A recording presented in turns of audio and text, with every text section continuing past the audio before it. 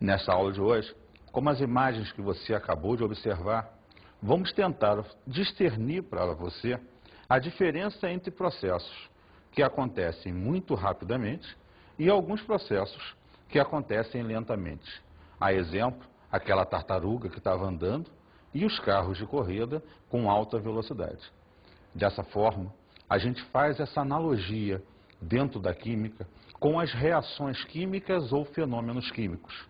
Hoje, é de uma importância vital controlar e observar essas reações, pois existem necessidades, muitas das vezes, de fazer com que essas reações sejam muito rápidas e, muitas das vezes, torná-las mais lentas, para que possamos, com esse controle, dominar o processo todo de fenômenos e ocorrências na natureza.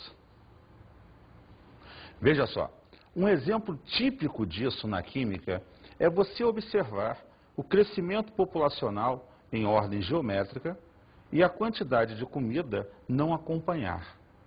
Quimicamente falando, se você controla reações que, por exemplo, amadureçam frutas com maior rapidez, legumes, você poderia aumentar a quantidade de alimento para as pessoas.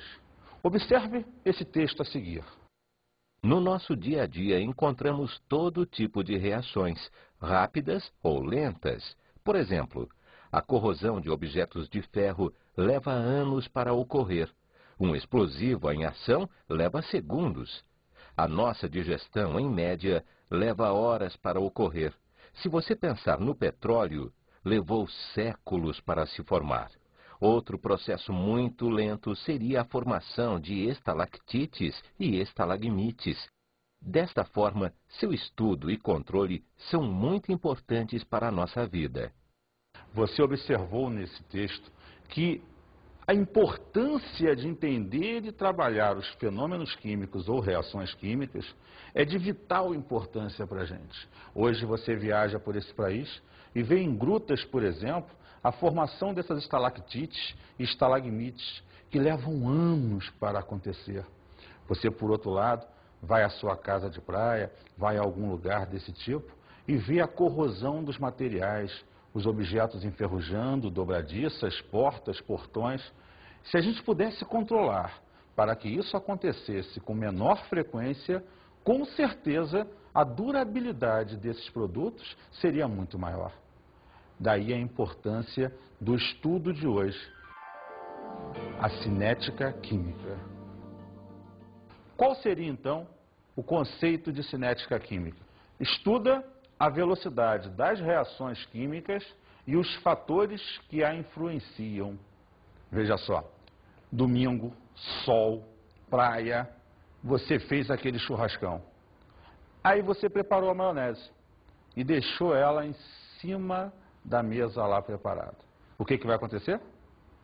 Se deixar debaixo do sol, ela vai esquentar e vai estragar. Por quê? Porque o calor que agita as moléculas, você sabe que calor excita, e quanto mais excitadas as moléculas ficarem, mais elas se agitam. O que ocorre? Faz com que as moléculas da maionese, em contato com o oxigênio do ar, reajam e produzam substâncias que são nocivas, que estragam o produto. E aí o que você faz? Leva aquele isoporzão e bota ela no gelo. Ou seja, ela não vai mais estragar naquele momento. Por quê?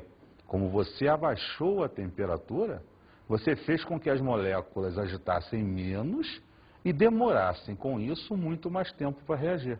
Até estragaria, mas daqui 2, 3 dias. A importância do estudo da reação e do seu controle está nesse fator.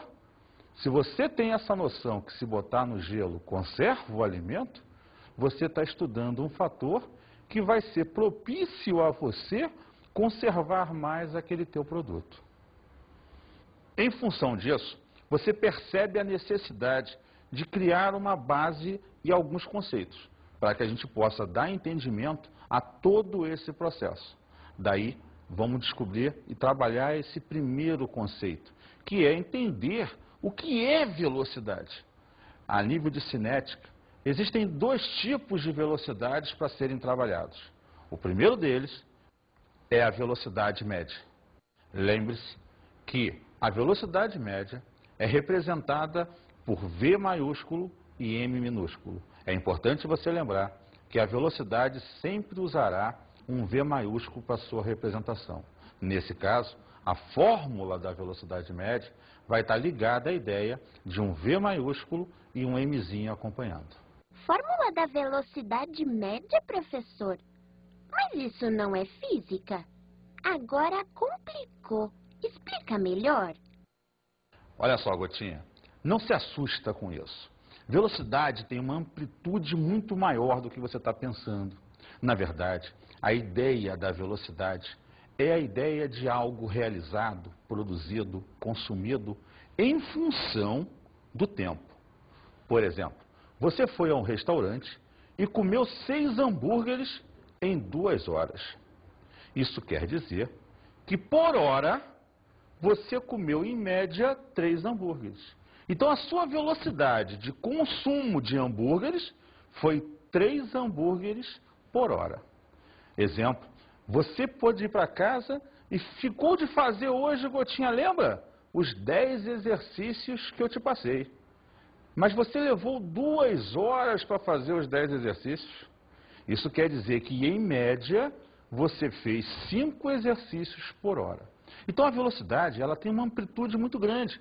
Ela vai desenvolver a ideia do quanto você realiza, do quanto você produz, ou mesmo do que você consome em função do tempo, que pode ser hora, minuto, segundo, não importa. Não importa que você transmita uma média do que você quer representar. Lembra, na química, as reações não saem andando como na física. Reação é o quê? É um conjunto de substâncias que reagem e são consumidas, produzindo novas substâncias diferentes das que você tinha antes.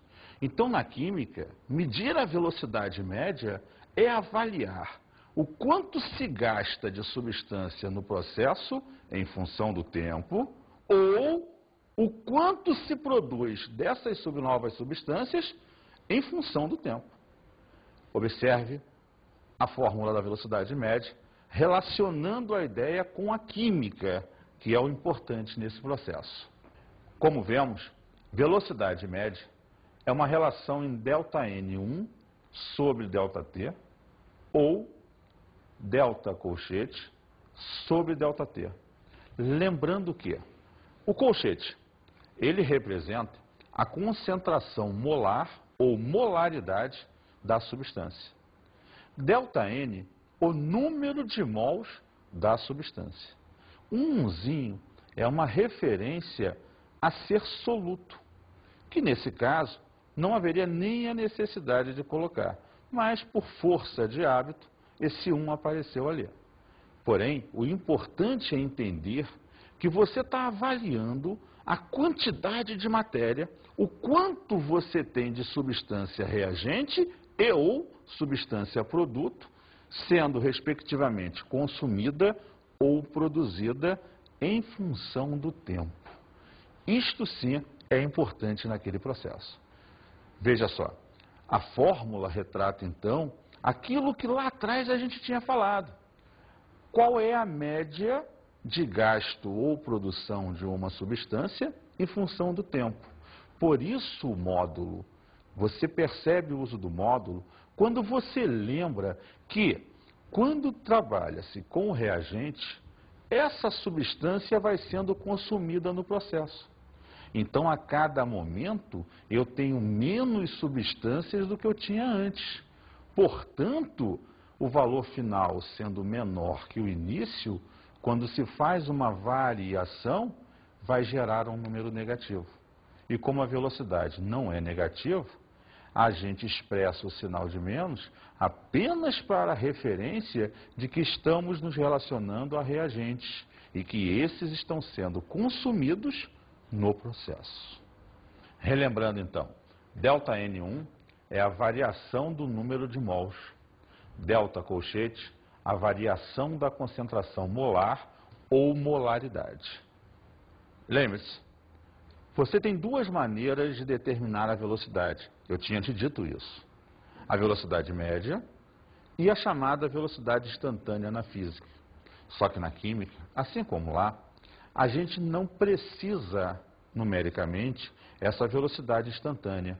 A gente expressa usando a lei de ação das massas ou a lei de Gutenberg e Walsh.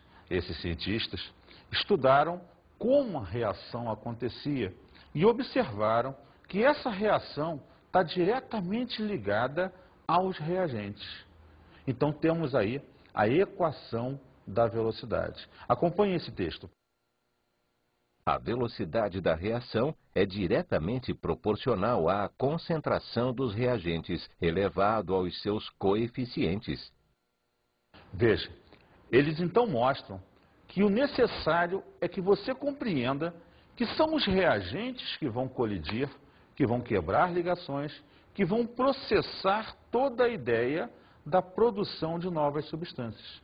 Porque você sabe, Lavoisier já dizia, na natureza nada se cria, nada se perde, tudo se transforma. Então os átomos que compõem os reagentes, uma vez quebrados e soltos, vão se reorganizar gerando produtos. Então os produtos são consequência do teu processo e vão depender diretamente dos reagentes e da quantidade de reagentes.